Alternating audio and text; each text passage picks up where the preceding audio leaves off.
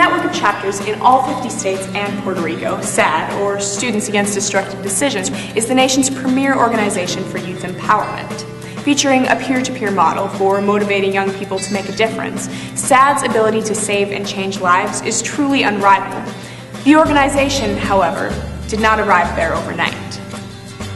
SADD, originally Students Against Driving Drunk, was founded in Wayland, Massachusetts in 1981, following the death of 2 local high school hockey players.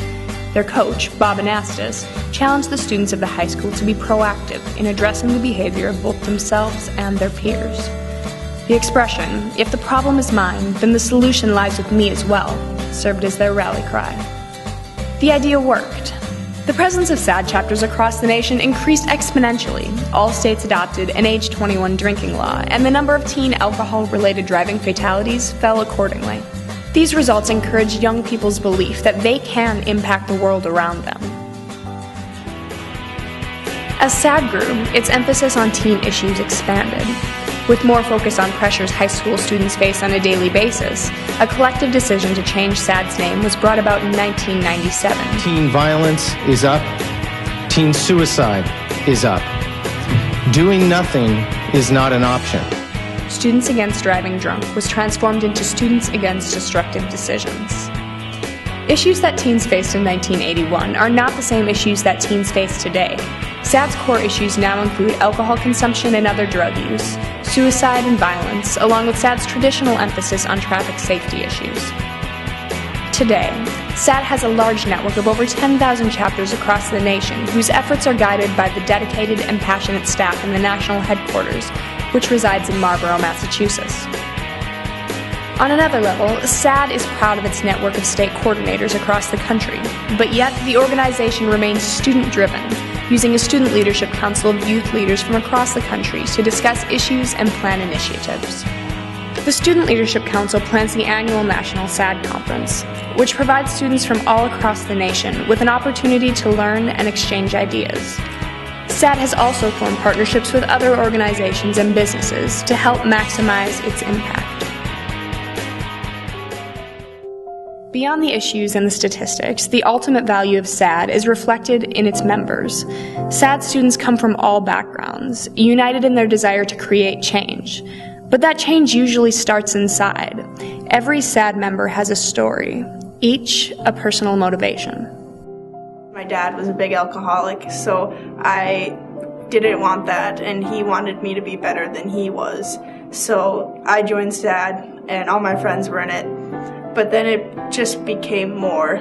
And then in 8th grade, when my dad died through suicide, it just hit me that I had to get more involved. I had to do something. SADD isn't just about drinking and driving and stuff. It helps you become the person you are.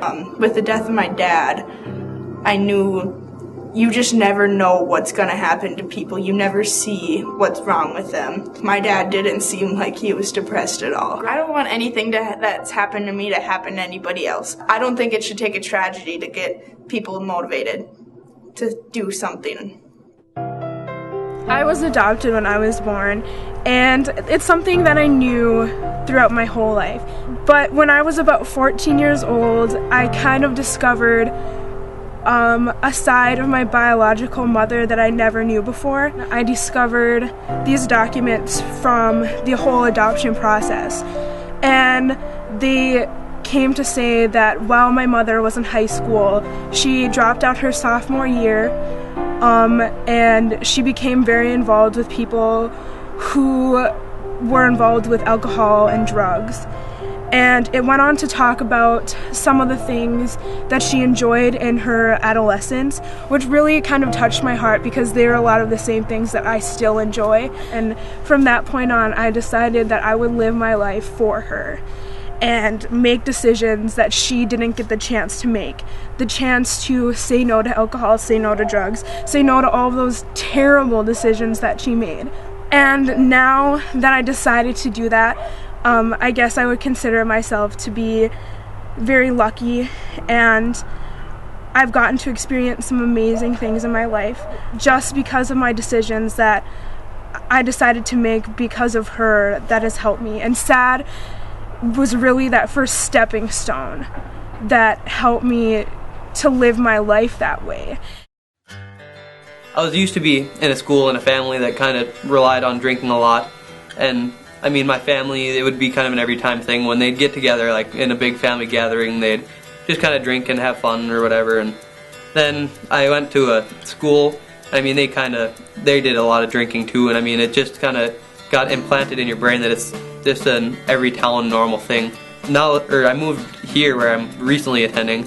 I mean, I saw that there were the students that were breaking the chain and breaking the habit. I saw the athletes, the most popular kids, they were the ones doing this.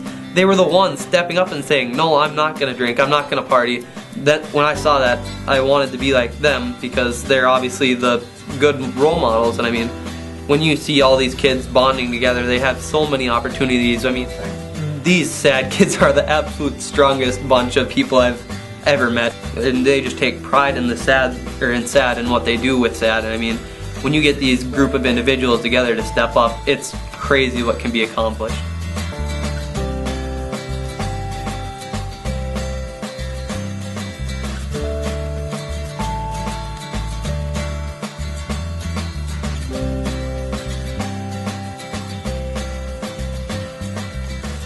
Throughout the years, SADD has impacted millions, each with their own unique story.